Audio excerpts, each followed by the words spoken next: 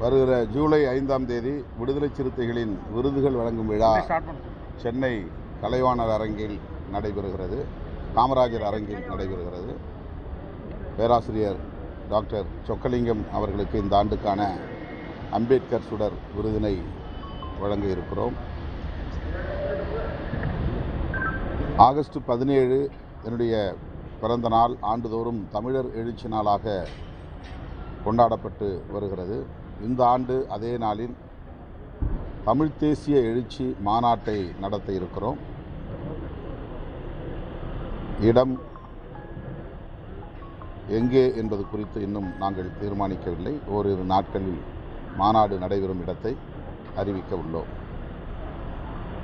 தூய்மை பணியாளர்கள் தனியார்மயப்படுத்துவதை கைவிட வேண்டும் என்று விடுதலை சிறுத்தைகள் கட்சியின் சார்பில் வேண்டுகோள் விடுத்தோம். முதலமைச்சர் அவர்கள் அதனை ஏற்று அந்த முயற்சியை கைவிடுவதாக அறிவித்திருப்பது மகிழ்ச்சி அளிக்கிறது. தோழமை கட்சிகள் முன்வைக்கும் கோரிக்கைகளை அல்லது ஆலோசனைகளை பரிசீலித்து உடனுக்குடன் நடவடிக்கை எடுக்கிற முதலமைச்சரின் பாங்கு பாராட்டுதலுக்குரியது. ஏற்கனவே தன்னுடைய நண்பரும் ஜோசியருமான ஒருவரை அவர் ஓஎஸ்டியாக அறிவித்த போது தோழமை கட்சிகள் சுட்டிக்காட்டியதும் உடனடியாக அதனை திரும்ப பெற்றுக்கொண்டார் என்பதும், மாநகராட்சிகளில் தூய்மை பணிகளை தனியாருக்கு ஒப்படைப்பது தொடர்பாக தோழமை கட்சிகள் சுட்டிக்காட்டியதும் உடனடியாக கைவிட்டார் என்பதும்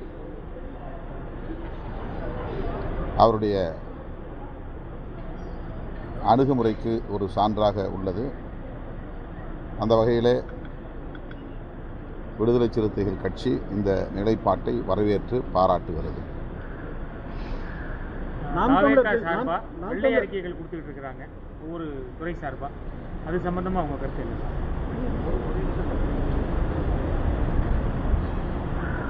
வெள்ளை அறிக்கை என்பது கடந்த கால ஆட்சி நிர்வாகத்தில் எவ்வாறு நிதி நிலைமை இருந்தது என்பதை பொதுமக்களுக்கு அறிவிக்கிற ஒரு நடைமுறை. அதனை இந்த அரசு வெளிப்படையாக அறிவிப்பது ஜனநாயகத்தில் ஒரு வெளிப்படைத்தன்மை வேண்டும் என்பதை உணர்ந்து இந்த அரசு செயல்படுவதாக நான் நம்புகிறேன், வரவேற்கிறேன். நாம் தமிழர் கட்சி தமிழ் தேசியம் பேசி ஒரு உச்சகட்ட வாக்கை வாங்கிட்டு இப்போ கொஞ்சமாக சரிஞ்சு இப்போ கீழே நிற்கிறாங்க.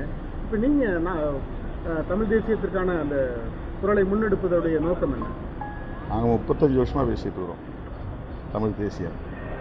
எங்கள் இயக்கத்தினுடைய 5 முதன்மை முழக்கங்களுள் ஒன்று தமிழ் தேசியம். சாதி ஒழிப்பு, தமிழ் தேசியம், பாட்டாளி வர்க்க விடுதலை, மகளிர் விடுதலை, ஏகாதிபத்திய எதிர்ப்பு என்பது விடுதலை சிறுத்தைகள் கட்சியின் ஐவகை முழக்கங்களாகும். எத்தனையோ பல தமிழ் தேசிய கருத்தரங்குகளை, மாநாடுகளை கடந்த காலங்களில் நடத்தியிருக்கிறோம்.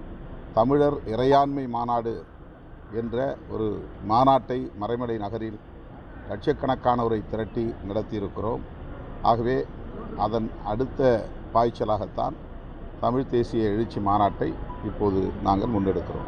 ஜனநாயகன் தயாரிப்பாளர் டெல்லி மேலிட பிரதிநிதியாக நியமித்திருக்கிறார். அதற்கு அமைச்சர் நிர்மல்குமார் விளக்கம் தந்திருக்கிறார். அவர் முதல்வருக்கு நம்பிக்கைக்குரியவர், அதனால் அந்த பொறுப்பு வழங்கப்பட்டிருக்கிறது.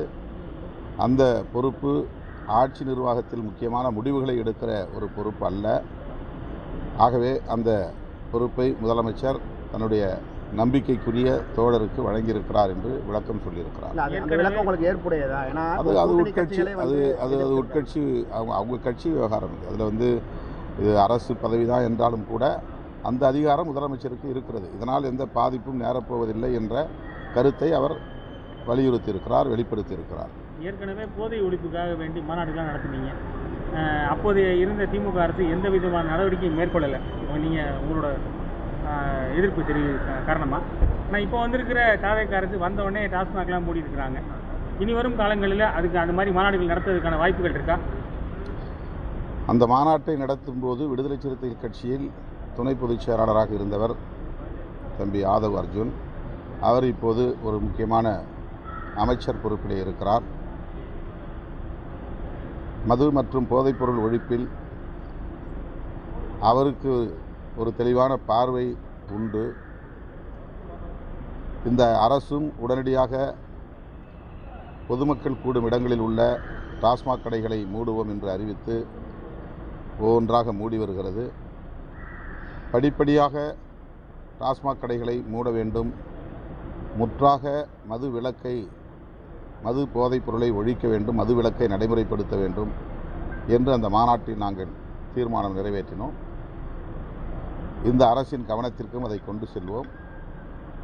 இது இந்தியா முழுவதும் உள்ள ஒரு பிரச்சனை. நேற்று கூட நான் ஆந்திராவுக்கு ஓங்கோலுக்கு சென்றிருந்த போது ஒரு விபத்தில் தமிழ் மாணவர் ஒரு இளைஞர் பலியாகிவிட்டார். அவர் மீது மோதிய வண்டி கஞ்சா செடிகளை சுமந்து ஏற்றி வந்த வண்டி, லாரி என்று சொல்லப்பட்டது. அதுவும் தமிழ்நாட்டிலிருந்து அந்த வண்டி ஆந்திராவுக்கு வந்தது என்ற கருத்தையும் சொன்னார்கள். இப்படி எல்லா மாநிலங்களிலும் கஞ்சா போன்ற போதைப் பொருள்கள், போதை மாத்திரைகள், மது போன்ற அனைத்தும் பெரிய அளவிலே புழக்கத்தில் இருப்பது கவலை அளிக்கிறது. அதனால்தான் விடுதலை சிறுத்தைகள் கட்சியிலே அந்த மாநாட்டிலே நாங்கள் ஒரு கோரிக்கையை முன்வைத்தோம். மதுவிலக்கு என்பது மாநில அரசின் அதிகாரத்தில் இருந்தாலும் கூட தேசிய அளவில் மதுவிலக்கு கொள்கை வரையறுக்கப்பட வேண்டும். இந்திய ஒன்றிய அரசுக்கும் அந்த பொறுப்பு இருக்கிறது என்று சுட்டிக்காட்டினோம். மாநில அரசுகளும் ஒன்றிய அரசும் சேர்ந்து மதுவிலக்கு கொள்கையை வரையறுக்க வேண்டும், நடைமுறைப்படுத்த வேண்டும். காந்தியடிகளை ரூபாய் நோட்டுகளில் அச்சிட்டால் போதாது, அவருடைய உயிர்மூச்சு கொள்கைகளுள் ஒன்றான மதுவிலக்கு கொள்கையை தேசிய அளவில் நடைமுறைப்படுத்த வேண்டும் என்று நாங்கள் வலியுறுத்தினோம். இப்போதும் வலியுறுத்துகிறோம், தொடர்ந்து வலியுறுத்துவோம்.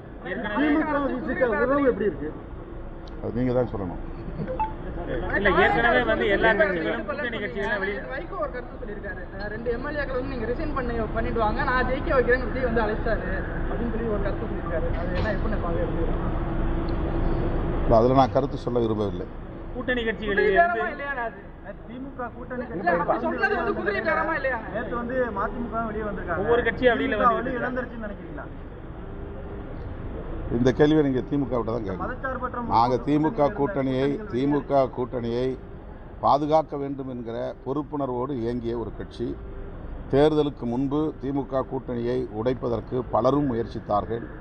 அதுவும் என்னை வைத்து உடைக்கிற முயற்சி நடந்தது. அதற்கு நான் இணங்கவில்லை. தேர்தலுக்கு பின்னர் இந்த கூட்டணியை கட்டி காப்பாற்ற வேண்டிய பொறுப்பு என்னை போன்றவர்களுக்கு இல்லை, அந்த வலிமை எனக்கு இல்லை. ஆகவே இது குறித்து பதில் சொல்ல வேண்டிய பொறுப்பு திமுக தலைமைக்குத்தான் உள்ளது. மதிமுக வந்து ஒரு சகிப்புத்தன்மையோடு தான் அந்த கூட்டணியில் தொடர்ந்ததாக வந்து ஒரு குற்றச்சாட்டு வைக்கிறாங்க. நீங்க அந்த சகிப்புத்தன்மையோடு தான் இருக்கிறீங்களா அல்லது வந்து மாறுபட்ட கட்டாயப்படுத்தப்பட்டு 2 எம்எல்ஏக்கள் வந்து உங்களுடைய உறவு என்பது எப்படி இருந்துச்சு? கூட்டணி உறவு என்பது எப்படி இருந்துச்சு? கட்டாயப்படுத்தப்பட்டு 2 உறுப்பினர்கள் அங்கே வந்து திமுக சின்னத்தில் தேர்தலில் போட்டியிடப்பட்டதா அவர் சொல்லியிருக்காரு. இதே ஒரு கட்டாயம் திமுகவில் இருக்குன்னு நினைக்கிறீங்களா? இந்த கேள்வியை நீங்க மதிமுகவுக்கும் திமுகவுக்கும் தான் கேட்கணும். பேசியிருக்கிறாங்களே சார்.